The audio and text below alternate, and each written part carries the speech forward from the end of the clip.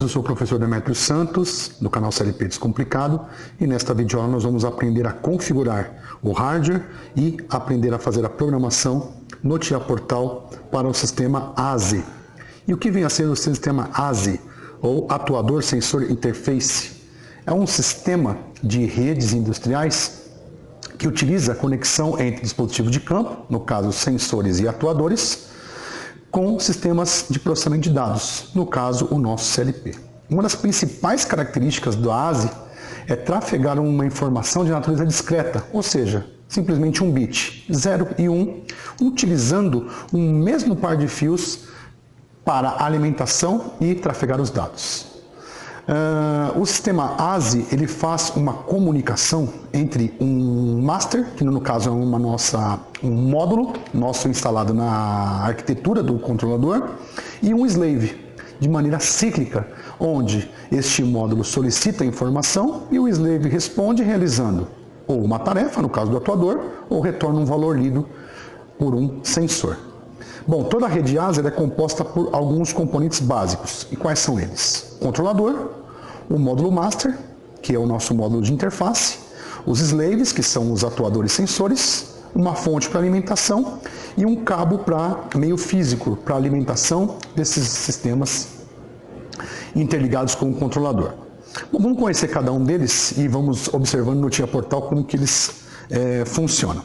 Bom, no TIA Portal, depois nós vamos mostrar esse primeiro dispositivo, que é a nossa módulo Master Interface, que é a nossa CP 3432P. A nossa é um pouquinho diferente, a nossa CP é a CP 3432. Essa aqui da imagem é um pouquinho diferente, é a 3422, mas a ideia é a mesma.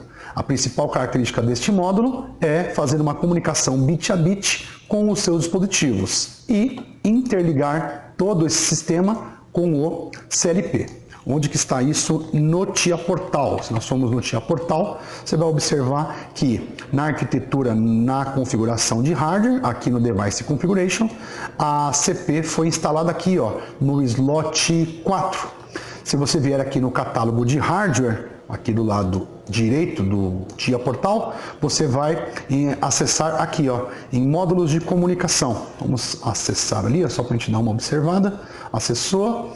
AS Interface, ASI Interface, a nossa é essa daqui, ó, CP3432. E por que ela está no slot 4? Ela sempre tem que ser a última. Como eu não tenho nenhuma SM aqui no meu sistema, ela vai ser instalada no slot 4. Então a composição completa da nossa arquitetura aqui da sala de CLP é composta por fonte do CLP, a CPU 314C2PNDP e um módulo de interface ASI CP3432. Essa é a nossa arquitetura básica aqui. Nós também temos os módulos slave. No caso, os módulos slave são aqueles que vão realizar a interface ASI como dispositivo de campo. São sensores e atuadores conectados a esse dispositivo para troca de informação, ou ele está recebendo um dado, ou o acionamento de um sensor, usando os bits e enviando essas informações para os atuadores. No nosso caso, os atuadores nossos são os atuadores Siemens, e nós vamos utilizar o sinaleiro industrial e também a botoeira industrial. Esses são os nossos dois dispositivos utilizados como dispositivo de campo. Eles estarão interligados com a nossa CP, com o nosso módulo de interface. Já já nós vamos mostrar um vídeo paralelo a esse vídeo aqui da configuração, onde nós vamos mostrar o funcionamento do ASI. Vai ficar bem claro quem são esses dois dispositivos na nossa arquitetura. Bom, o que mais que nós temos no nosso sistema? A fonte. A fonte ASI é apenas uma fonte de alimentação, uma fonte independente, não é aquela fonte APS307. Ela fica fora da arquitetura, então ela não é declarada no hardware, e ela vai trabalhar com uma tensão aí de 26,5 até 31,6 para alimentar todo o sistema ASI. Então essa fonte aqui, ela vai aparecer na nossa filmagem do nosso sistema, vai ficar bem claro na hora que nós fizermos a demonstração. E por fim, a última parte da arquitetura é o cabo. Esse cabo é um cabo específico, ele é do tipo perfilado, ele não tem uma blindagem, Ele é um cabo PP e ele tem uma característica importante. A borracha que é utilizada como isolante, ela é do tipo regenerativa para furos, porque esse sistema por conexão é aquele conector que tem, parece uma agulha, que perfura essa borracha e faz a conexão com os dois cabos paralelos da alimentação do ASE. Quando você desconecta, essa borracha regenera e é quase que imperceptível a visualização desses furos, porque você pode deslocar o dispositivo para um lado ou para o outro e assim por diante.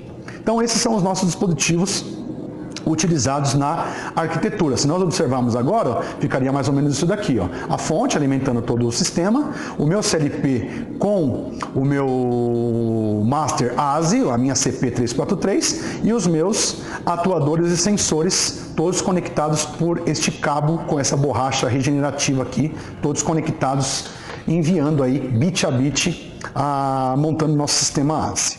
Bom, então o que é importante para nós? Irmos lá no TIA Portal e colocarmos aqui no Rack 0, no slot 4, a nossa CP. Isso nós já fizemos. O que é importante saber da CP? O mais importante é o endereço absoluto que deve ser usado na programação. Existem 3 formas de nós descobrirmos este endereço.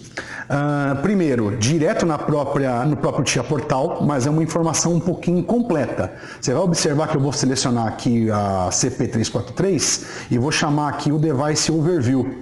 E se nós observarmos aqui, ó, neste item aqui, ele fala que os endereços de entrada vai de 256 até 271 e da saída 256 também até 271. Esses valores são editáveis. Se eu colocar aqui em Go Offline, eu posso editar. Mas ele não me disse qual que é o endereço de cada um dos dispositivos. Por exemplo, ele não está dizendo aqui para mim quem é o meu endereço. Nem da botoeira, nem do meu sinaleiro. Então eu tenho que descobrir de uma outra maneira. A outra maneira é visualizando direto na minha própria CP. Então eu observo aqui nessa ligação os dois dispositivos e os LEDs que vão acabar acendendo de tal forma que eu consigo identificar quem são esses endereços. Então no nosso caso aqui nós vamos descobrir que a nossa botoeira ela está no endereço físico 1, porque vai acender esse LED 1 e o meu sinaleiro vai acender o LED indicando que ele está no endereço físico 2.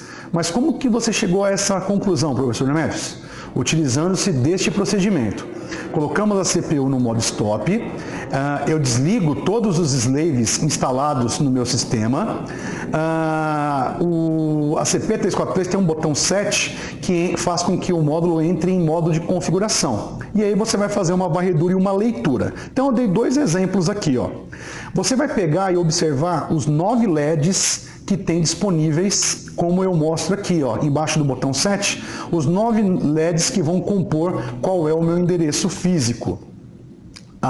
O endereço físico no ASE vai de 1 até 31. Então, como que eu faço a leitura? Eu faço uma combinação entre os LEDs B, 20 mais e 10 mais, e os LEDs de 0 a 9. Então, exemplo, se acender o LED 4, e os LEDs B, 20 mais e 10 mais permanecerem apagados, isso significa que o slave está no endereço 4. Ok? Esta é uma situação. Agora um outro exemplo. Ó. Se acender o LED 3 e o LED 10 juntos, significa que o slave está no endereço físico 13. Se acendesse o 20 mais, 23 e assim por diante. O nosso sistema aqui vai acontecer exatamente igual o exemplo 1, só que vai acender o LED 1 e o LED 2. O LED 1 representa a botoeira, porque a botoeira está ligada no endereço físico 1 e o sinaleiro está ligado no endereço físico 2. Isso é editável, é possível você alterar essa configuração. Veja que eu consigo editar o endereço que eu quero e qual endereço físico eu quero que o meu slave fique. Observe nesse vídeo, eu tenho agora um identificador da própria Siemens que está sendo conectado, veja, na própria botoeira. A botoeira está aberta aí, ele tem um módulo de conexão. Eu conectei aí o meu cabo do meu identificador e vou clicar no botão Enter, ele vai fazer uma varredura, uma vez selecionado para identificar qual é o endereço. E você vai perceber que o identificador vai mostrar que a botoeira está no slave 1. Esta é uma possibilidade. mas seja pelo TIA, seja por a leitura via LEDs, olhando para a própria CP ou pelo identificador, sem uma tabela do manual do ASI, fica impossível você saber qual o endereço correto. Então, uma vez que você sabe qual é o endereço físico, você tem que consultar esta tabela. E essa tabela é bastante interessante para nós. Deixa eu dar um zoom aqui melhor, agora sim. E nós vamos observar que a nossa botoeira, ela está no endereço 1, ela é o slave 1. Então, faz com que eu descubra que daqueles endereços que nós vimos lá no módulo NOTIA, de 256 até 271, eu sei por essa tabela que quem está no slave 1 está com o endereço 256. Essa é uma informação bastante importante que nós vamos guardar. Porém, quem está no slave 2, que é o caso do meu sinaleiro, meu endereço físico 2, pegou um outro endereço, o 257. Então, no nosso caso aqui, a botoeira slave 1 está no endereço 256 da entrada e o slave 2, que é o meu sinaleiro, está no endereço 257 da saída. Essas são as duas informações mais importantes para nós. Uma vez conhecido o endereço, agora eu tenho que fazer a programação em Ladder no TIA Portal. E ela deverá ser feita utilizando a função move. Qual é a função da operação move? É transferir dados, neste caso do slave, para a memória interna do CLP. Então nós vamos fazer duas operações move. Uma para mover o sinal da botoeira para dentro do CLP, numa memória interna, e depois uma memória interna vai transferir o resultado lógico para o sinaleiro ASI. Toda a função move vai transferir uma quantidade de dados que nós vamos utilizar, mas no ASI, como que o ASI trabalha? O ASI trabalha sempre com 8 bits, 1 byte. Sempre esta vai ser a característica do meu sistema ASI. Porém, desses 8 bits, este 1 byte, ele é dividido em duas nibbles, dois grupos de 4 bits, onde um grupo de 4 bits, uma nibble, fica para um slave, no caso, a direção do master para o slave, ou seja, da CP enviando para o meu slave, e os outros 4 têm a direção contrária, do slave para o master, ou seja, ora ele está lendo um sinal, ora ele está escrevendo esse sinal, esse bit 0 e 1.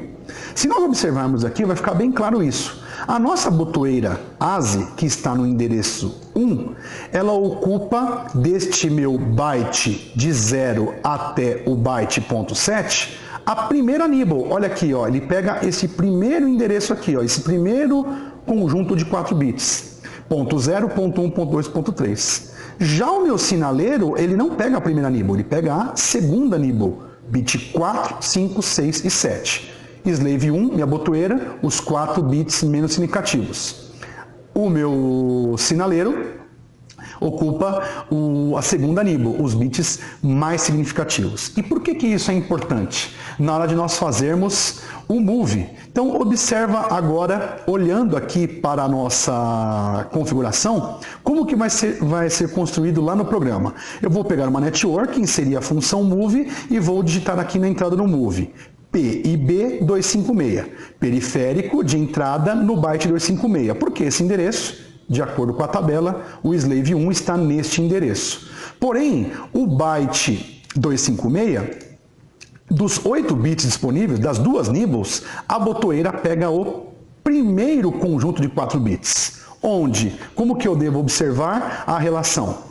Cada um dos botões ASI é um bit desta primeira nibble. Então, o botão verde é o bit 0, o botão vermelho é o bit 1, a chave é o bit 2 e o emergência é o bit 3.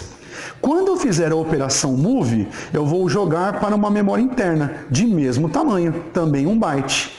Este byte também será fracionado em 2 bits. E veja o que acontece na minha programação. Na hora que nós jogarmos o periférico para a memória auxiliar, estes bits do periférico que o CLP não terá acesso serão migrados para a memória auxiliar, onde eu consigo trabalhar na minha programação em Ladder. Ou seja, este bit aqui, ó, o bit M0.0, ele é igual ao periférico .0 do byte PIB 256. Isso significa que, quando eu apertar o botão ASE lá no periférico, o operando M0.0 vai alterar a sua RLO. Então eu já fiz aqui uma prévia da programação, vamos dar uma olhadinha aqui, ó, como que ela vai funcionar, e aí nós vamos fazer uma filmagem aqui, vamos colocar a programação em paralelo, para que a gente possa observar tudo o que está acontecendo. Então vamos dar uma olhadinha aqui no nosso programa, vamos colocar aqui para simular e vamos observar a nossa programação. Então eu vou começar aqui a fazer a filmagem.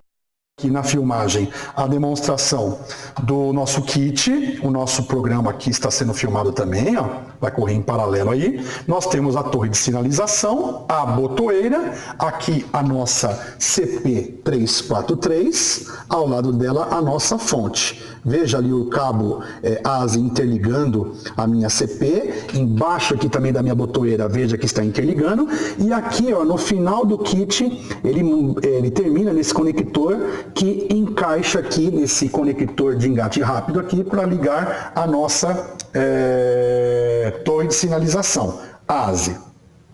Observa o que nós vamos fazer. Nós vamos observar que aqui na nossa programação, veja, nós temos aqui a primeira função que nós temos é o move, então vou minimizar essas outras networks. Então a primeira coisa é declarar o meu periférico de entrada, PIB 256, e mover para a minha memória auxiliar. Veja essa segunda network, veja o operando M0.0, ele é uma imagem do botão ASE. Então vamos observar aqui, ó, eu vou pressionar o meu botão ASE, ó, vou pressionar o meu botão ASE e olha o que aconteceu com o sinaleiro, ele ligou. Observa no programa que o meu operando M0.0 ligou. Vamos fazer um novo teste? Olha só agora, ó. Eu vou ligar agora não mais o M0.0, eu vou ligar agora o M0.1. O M0.1 é o botão vermelho, de acordo com a tabela. Vamos acionar e vamos verificar o que aconteceu. Olha só, acionou o outro sinaleiro. Agora, como que foi possível acontecer isso? Vamos testar todos aqui, ó. Vamos ligar a chave, ligou lá o outro sinaleiro, vamos observar agora no programa como que isso aconteceu, ó. Vamos ligar aqui, observar a chave seletora está ligada, e agora vamos observar o nosso botão de emergência do ASE. Vamos ver como é que ele vai se comportar aqui, ó. Então, ó, vou apertar aqui o botão emergência ASE, ó. Ele também ligou aqui, ó. Tá? Todos os sinaleiros têm um oscilador aí. Agora, como que isso foi possível? Foi possível porque em cada uma das networks eu declarei novas memórias para cada um dos sinaleiros. E observa que interessante aqui, ó. Veja que o sinaleiro eu usei um outro byte, o M1, o MB1. E observa que eu usei outros bits. Eu usei o bit 4, o bit 5, o bit 6 e o bit 7. Por que isso, professor Demetrios? Se nós observarmos lá na tabela, o nosso sinaleiro está no slave 2 e ele ocupou a segunda nibble. Portanto, na hora que nós formos mover para a saída, eu tenho que pegar uma nova região de memória, um novo byte, e este byte vai ser movido para fora, para o periférico de saída.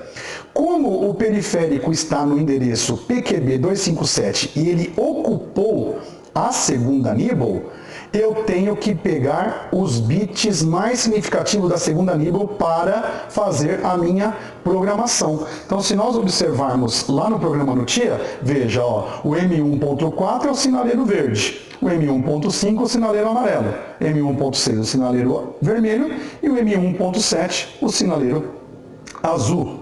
Podendo aí então observar todo o funcionamento do meu sistema ASE.